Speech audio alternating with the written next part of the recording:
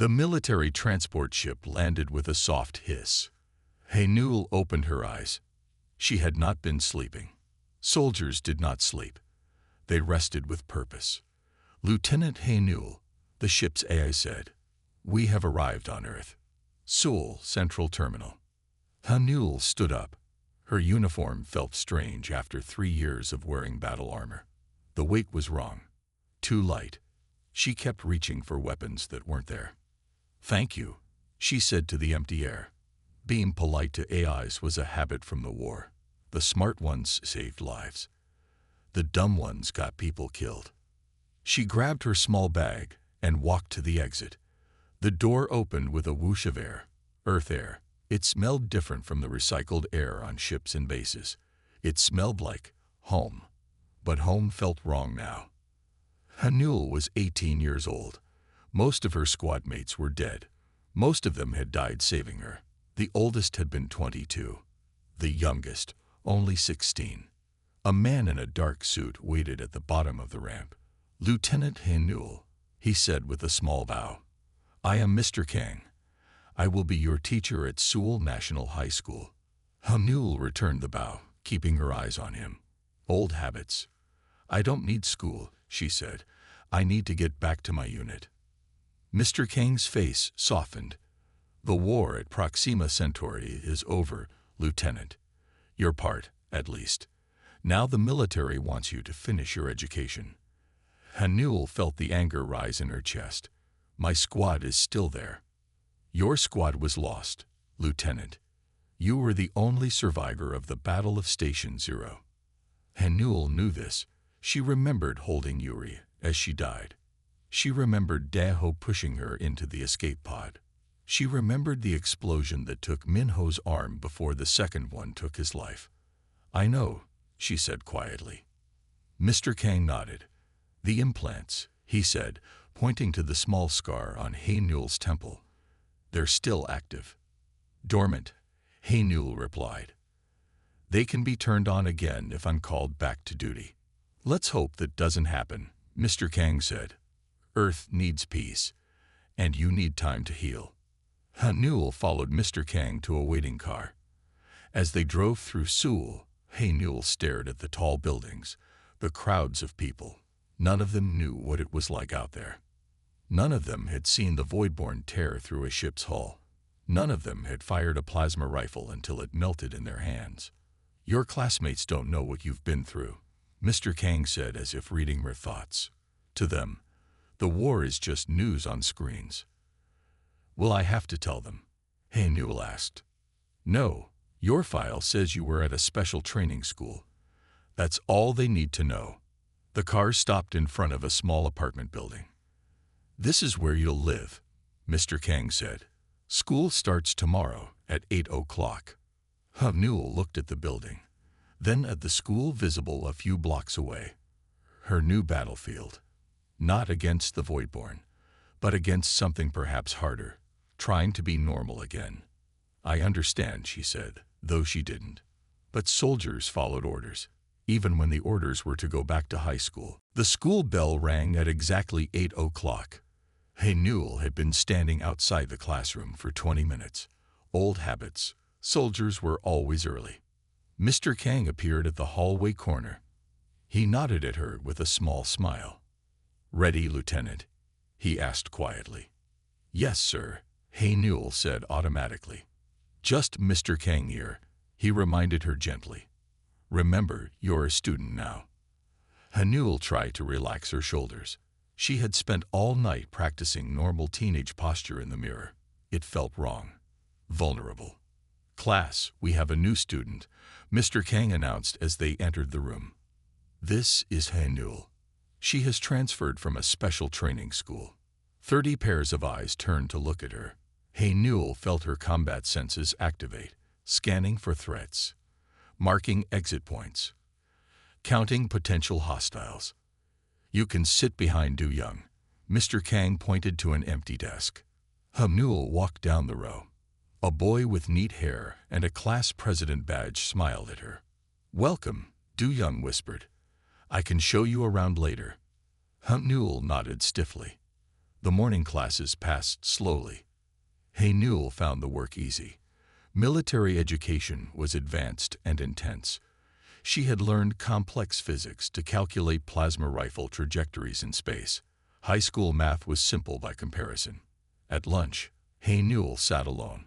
She ate quickly, keeping her back to the wall and watching the room. Then a girl with big glasses sat across from her. "You're calculating exit strategies, aren't you?" the girl said. Hae-Newell tensed. "What?" "I'm Maisu. I read about military habits." "You're watching everyone, looking at doors." Maisu pushed her glasses up. "Were you really at a special training school?" "Yes," Hae-Newell said carefully. Maisu didn't seem convinced but didn't push further. After lunch, a tall boy blocked Hae-Newell's path in the hallway. He wore a student council badge. 2 other boys stood behind him. "New girl," he said with a smirk. "I'm Hyun-Ki, student council vice president. You should know the rules here. Everyone respects my authority." Hae-Newell looked at him blankly. She had faced Voidborn commanders twice her size. This boy was nothing. "Move, please," she said quietly. Hyun-Ki laughed. "Or what?" Hae-Newell didn't speak. She just looked at him. It was the same look she had given enemy soldiers before combat. Empty, cold, calculating. Hyun-Ki's smile faded. Something primitive in his brain recognized danger. He stepped aside without another word. In the final class of the day, Hae-Newell noticed someone watching her, a boy with a small scar on his chin. He looked familiar. "Hae-Newell," he whispered when Mr. Kang wasn't looking. "It's me, Taiwan, from elementary school. Remember?" Hae-Newell felt a jolt of recognition. Taiwan. They had caught bugs together as children. Before the war, before everything changed. "Taiwan," she said. His name felt strange in her mouth, a piece of her old life. "You look different," he said. Hae-Newell nodded. "I am different." As the final bell rang, Mr. Kang asked Hae-Newell to stay behind. "First day," he said. "How did it go?" Hae-Newell thought about the staring students, about Maisu's questions, about Hyun-Ki's retreat, about Taiwan's familiar face. "Complicated," she answered truthfully. Mr. Kang nodded. "War was simpler, wasn't it?" Hae-Newell looked at him with surprise. He understood. "Yes," she admitted. "War made more sense than this." 3 days passed. Hae-Newell watched her classmates from a distance. They talked about music, movies, and dating. Things she had forgotten about during the war. During lunch on Thursday, Do-young sat next to Hae-Newell. "We're all going to the movies on Saturday," he said. "Want to come?" Hae-Newell shook her head. "Thank you, but no." "You always sit alone," Do-young said. "Don't you want friends?" Hae-Newell thought about her squad. They had been more than friends. They had trusted each other with their lives. "I had friends," she said quietly. Do-young waited for her to say more. She didn't. Later that day in physical education class, the teacher announced they would play dodgeball. Hae-Newell stood at the back of the group. "Hae-Newell, you're captain of Team 2, the teacher said. The game began. Hae-Newell moved differently from the others. She didn't run or dodge like a normal teenager. She moved like a soldier. Fast, precise, dangerous. A ball flew toward her face at high speed. Without thinking, Hae-Newell caught it one-handed. The throw would have hurt most students. "Wow," someone whispered. "Did you see that?" Hae-Newell realized her mistake too late. Her combat reflexes had taken over. She had moved too fast, reacted too well. Across the gym, she noticed a boy watching her with interest. He wore a martial arts club jacket. When class ended, the boy approached her. "I'm Junho," he said, "captain of the martial arts club. You have amazing reflexes." "Thank you," Hae-Newell said, already walking away. "Wait," Junho called. "Have you had training?" "Some," Hae-Newell answered carefully. "You should join our club," he said. Hae-Newell shook her head. I don't think that's a good idea. Why not? I might hurt someone, she said honestly. Junho laughed. Then he saw her face and stopped. You're serious? Hanul nodded and walked away. After school, Haenul found Maisu waiting by her locker. People are talking about you, Maisu said. What are they saying? Haenul asked. That you were in the military, that you fought in the war. Haenul's body tensed. That's not true, isn't it? Maisu pushed her glasses up. I think it is. The way you move, the way you watch everyone, the scar by your temple where they put military implants. Haenul touched the small scar without thinking. I won't tell anyone, Maisu promised. But I want to know about space, about the Voidborn. What are they really like? Monsters, Haenul said before she could stop herself. At that moment, Taiwan walked by.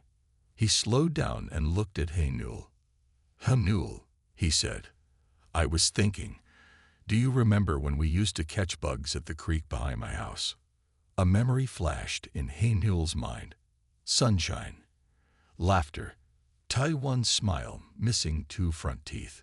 I remembered, she said. You were different then, Taiwan said. Always smiling, always talking. Now you're so quiet. People change, Haenul said. What happened to you at that special school? Taiwan asked. Haenul looked at her old friend. How could she explain? How could she tell him about the blood, the fear, the deaths? I grew up, she said simply. As Haenul walked home alone, she felt it more than ever. She was an outsider here, a soldier among children, someone who had seen too much to ever truly belong again. Haenul couldn't sleep. She sat by her window, watching the night sky. Something felt wrong, a feeling she knew from the war. The quiet before an attack. Her small tablet beeped. A news alert. Haenul tapped the screen. Strange energy patterns detected over major cities. The news report said, government officials say it's just equipment malfunctions. Nothing to worry about. Haenul's heart beat faster. She had seen this before, on Proxima Base, right before the Voidborn came. The same energy patterns, the same government denial. She searched for more information. Most reports said the same thing. Just a glitch. Nothing serious.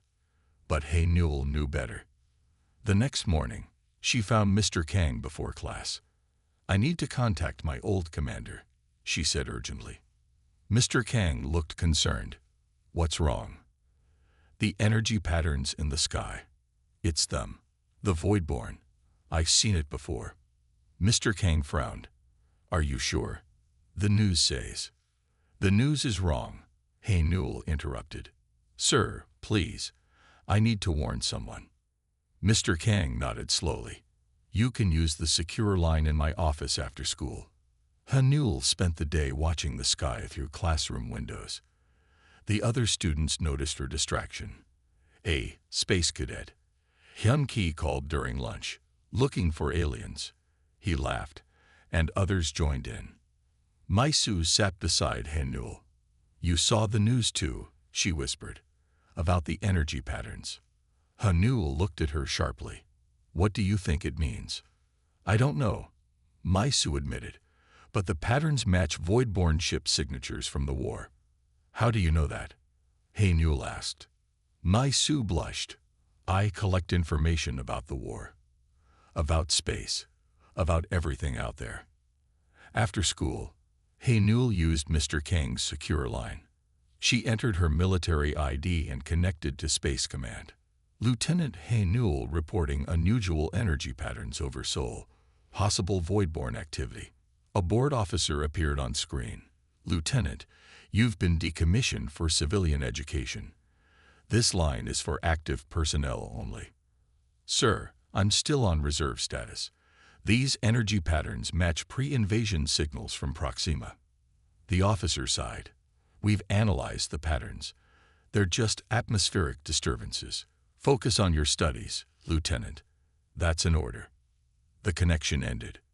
Haenul stood in silence. They weren't listening, just like before, just like when the first colony was lost. On her way home, Hae-Nul saw a sleek black car parked outside the school. A man in an expensive suit was talking to Hyun-ki. The man looked important, powerful. Hyun-ki saw Hae-Nul watching and smirked. The man turned to look at her. His eyes were cold. Tae-won appeared beside Hae-Nul. That's Director Park, Hyun-ki's father. He works for the government, Defense Department. Hae-Nul felt a chill. What exactly does he do? He handles alien threat assessment, Tae-won said. He's the one telling everyone those energy patterns are nothing to worry about. Director Park whispered something to Hyun-ki, who nodded and laughed. They both looked at Hae-Nul. That night, Hae-Nul made a decision. If the military wouldn't listen, she would have to prepare on her own. She couldn't let another world fall to the Voidborn. Not her home. Not Earth. She touched the scar on her temple. Maybe it was time to wake her dormant implants. War was coming. And this time, Hae-Nul would fight it her way. Hae-Nul sat alone at lunch the next day. She was making plans in her head. Ways to prepare. Ways to fight. Ways to survive. "Can I join you?" a voice asked. Hae-Nul looked up. It was Jin-ae, the math genius. They had never spoken before. "Yes," Hae-Nul said, surprised. Jin-ae sat down carefully. "Maisu told me about your concerns, about the energy patterns." Hae-Nul glared across the cafeteria at Maisu, who waved nervously. "She shouldn't have done that." Hae-Nul said. "I can help," Jin-ae said quietly. "I'm good with patterns and codes. If you have military data, I might see something others missed." Hae-Nul studied Jin-ae's face. The girl seemed sincere. "Why would you help me?" Hae-Nul asked. "Because Maisu believes you," Jin-ae said simply. "And I trust Maisu." After school, Jun-ho found Hae-Nul at her locker. "The martial arts club meets today," he said. "You should come." "I told you, I might hurt someone," Hae-Nul repeated. Jun-ho smiled. "I'll take that risk. Besides, I think you need friends." Hae-Nul started to refuse, then stopped. Maybe he was right. Maybe she did need allies. "Fine," she said. One meeting. The martial arts club practiced in a small gym. 10 students bowed to Hae-Nul when she entered. "Show us what you can do," Jun-ho said, taking a fighting stance. Hae-Nul hesitated. Then she nodded. She moved carefully, holding back as she sparred with Jun-ho. But even at half strength, she was faster and stronger than him. Jun-ho hit the mat hard. He laughed as he stood up. "Where did you learn to fight like that?" he asked. "Special training school," Hae-Nul said. "No school teaches that," Jun-ho said. "That's combat training. Military training." Hae-Nul didn't answer. The other students watched with wide eyes. "Whatever it is," Jun-ho continued, "we want to learn. Will you teach us?" Hae-Nul thought for a moment. These students could become fighters if needed, allies in the coming war. "Yes," she decided. "I'll teach you." Later that evening, Hae-Nul found Tae-won waiting outside her apartment building. "I've been thinking about you," he said, "about how different you are now." "People change," Hae-Nul said again. "Not like this," Tae-won insisted. "Not unless something big happens." "Was it bad?" "At that school." Hae-Nul looked at her old friend. Maybe it was time for some truth. "It wasn't a school, Tae-won. It was war." Tae-won's eyes widened. "The Voidborn War. You fought." Hae-Nul nodded. "That's why you're worried about those energy patterns." Tae-won realized. "You think they're coming here." "I know they are," Hae-Nul said. "And no one will listen." Tae-won was quiet for a long moment. Then he said, "I'll listen. I'll help." The next day, Hae-Nul met with Maisu, Jin-ae, Jun-ho, and Tae-won in an empty classroom. "We need a place to meet regularly," Hae-Nul said. "Somewhere private." The old science lab in the basement isn't used anymore, Maisu suggested. Good, Hae-Nul said. We'll meet there after school. Jin-A will analyze data. Maisu will monitor space news. Jun-Ho will help train fighters. Taiwan will be our lookout. What should we call ourselves? Maisu asked excitedly. This isn't a club, Hae-Nul said firmly. It's a resistance cell. The others looked at each other nervously, but they didn't leave. They believed her. For the first time since returning to Earth, Hae-Nul felt something like hope. She wasn't alone anymore. She had allies. 2 weeks passed. Hae-Nul and her group met every day in the old science lab. Jin-A created computer programs to track the strange energy patterns. Maisu collected news reports that most people ignored. Jun-Ho trained the martial arts club with Hae-Nul's combat techniques. Taiwan kept watch for anyone who might discover them. The patterns are getting stronger, Jin-A reported one afternoon. And they're forming a grid over major cities. Just like at Proxima, Hae-Nul said, just before the first attack. The school announced a field trip to the Seoul Observatory. All students would go to learn about stars and planets. This is perfect, Maisu said. The observatory has powerful telescopes. We might see something. On the day of the trip, Hae-Nul's group stayed close together on the bus. Mr. Kang sat nearby, watching them with curious eyes. At the observatory, the students were divided into groups. By luck or fate, Hae-Nul, Maisu, Jin-A, Taiwan, and Jun-Ho ended up together.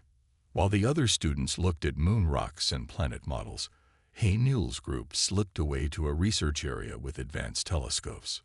We shouldn't be here, Taiwan warned. This is for scientists only.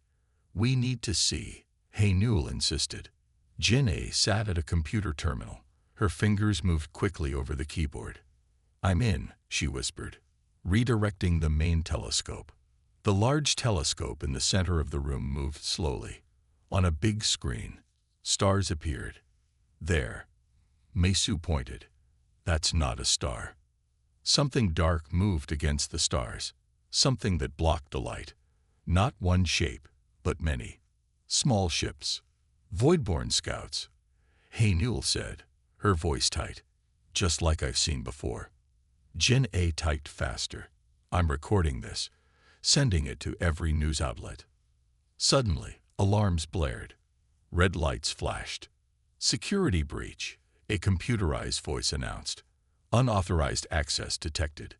We need to go, Jun-Ho said. They ran for the door, but it slid shut before they reached it. Through the glass, they saw security guards. And behind them, Director Park with Hyun-Ki. I knew you were trouble, Director Park said through the intercom. Accessing restricted systems, spreading panic. People need to know, Hae-Nul argued. The Voidborn are coming. There are no aliens, Director Park said firmly. Just equipment malfunctions and foolish children with wild imaginations. We have proof, Jin-A said, pointing to the screen where the dark shapes moved. What you have is a computer virus creating false images, Director Park countered. Security will detain you until police arrive. The guards moved toward the door. Hae-Nul knew they had only moments. We need to run, she told her friends. Where? Taiwan asked. The door is locked. Hae-Nul touched the scar on her temple. She had hoped to avoid this, but they needed her full abilities now. Stand back, she ordered. Hae-Nul closed her eyes. In her mind, she activated the dormant military implants. Pain shot through her body as the systems came online. Enhanced strength, enhanced speed, enhanced senses. When she opened her eyes, the world looked different. Clearer. Data scrolled across her vision. Hae-Nul. Maisu asked, frightened. Your eyes. Hae-Nul's eyes now glowed faintly blue, the mark of an activated soldier. Get ready, Hae-Nul said, her voice deeper than before. We're leaving. Hae-Nul moved toward the locked door. With her enhanced strength, she gripped the metal frame and pulled. The door groaned and bent. "Stand back," she told the security guards on the other side. When they didn't move, Newell pushed forward. The door tore free. Guards fell backward. "Run," Newell ordered her friends. They raced through the observatory. Alarms continued to blare. Director Park shouted commands into his phone. "The data," Jin A gasped as they ran. "I saved it to my school account." Outside, they found chaos. People pointed at the sky. Strange lights flashed above the clouds. The energy patterns had become visible to everyone. "We need to get back to school," Newell said. "School?" Jun-ho questioned. "Shouldn't we hide?" "The school has emergency protocols," Newell explained. "All public buildings do since first contact, but few people know how to activate them." They took a public bus back to Seoul. No one noticed 5 teenagers among the panicked crowds. Everyone was looking up at the strange lights. News alerts flashed on screens throughout the city. "Unusual atmospheric phenomenon. Stay calm. Authorities investigating." "They're still denying it," Maisu said in disbelief. When they reached the school, it was empty except for a few teachers preparing to leave. "What are you doing here?" Mr. Kang asked when he saw them. "Sir, it's happening," Newell said. Her eyes still glowed blue. "The Voidborn are coming." Mr. Kang stared at her activated implants. "You've gone full combat mode." "We need to secure the building," Newell said. "How many students are still here?" "After-school clubs," Mr. Kang thought quickly. "Maybe 200 students." Newell nodded. "Get them to the main hall. Don't let anyone leave." Mr. Kang hesitated only briefly before using the school announcement system. "All students and staff to the main hall immediately." "This is not a drill." Newell led her friends to the principal's office. She placed her hand on a hidden scanner by the bookshelf. "Military override. Lieutenant Newell. Combat Division 7. Code Alpha 90. The wall slid open, revealing a control room. "Whoa," Ta-1 breathed. "This was here the whole time." "All public buildings have them," Newell said. "Built after first contact as emergency bunkers."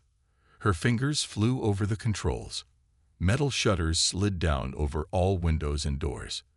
The school transformed into a fortress. In the main hall, students gathered in confusion. When Newell entered with her glowing eyes, they fell silent. "Listen carefully," she said, her voice carrying through the room. "What I'm about to tell you will sound impossible, but it's the truth. Earth is under attack." Whispers spread through the crowd. Some students laughed. Others looked frightened. "The Voidborn are real," Newell continued. "They've destroyed other colonies. Now they're here. This building is now secure. No one can get in, but that means no one can get out." "This is crazy," someone shouted. "Let us leave." "Look outside," Maisu said, activating a large screen on the wall. It showed the view from external cameras. Dark shapes moved through the streets. Tall, thin creatures with too many limbs. Voidborn ground troops. The laughter stopped. Fear spread through the room. "What do we do?" a small voice asked. Newell stood straight, a soldier once more.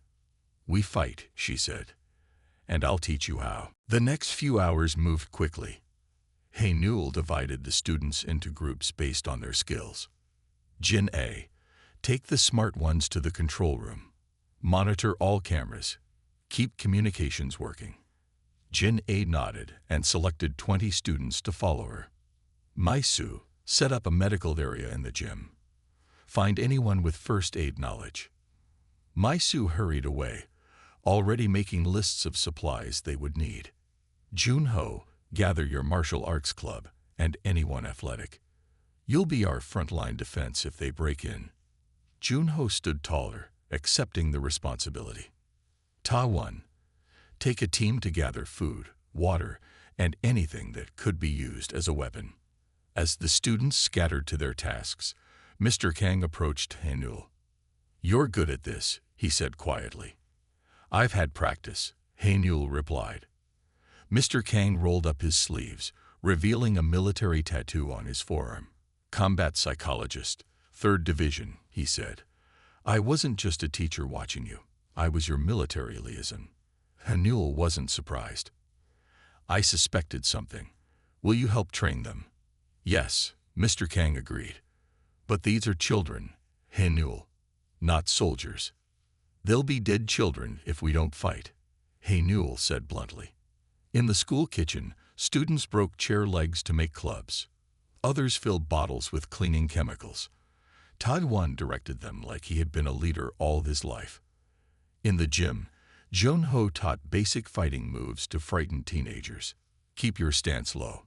Strike fast. Work in pairs. Outside, the Voidborn tested the school's defenses. Long limbs scraped at windows. Sharp claws tapped on metal doors, searching for a way in.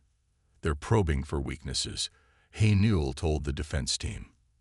"That's what they always do first."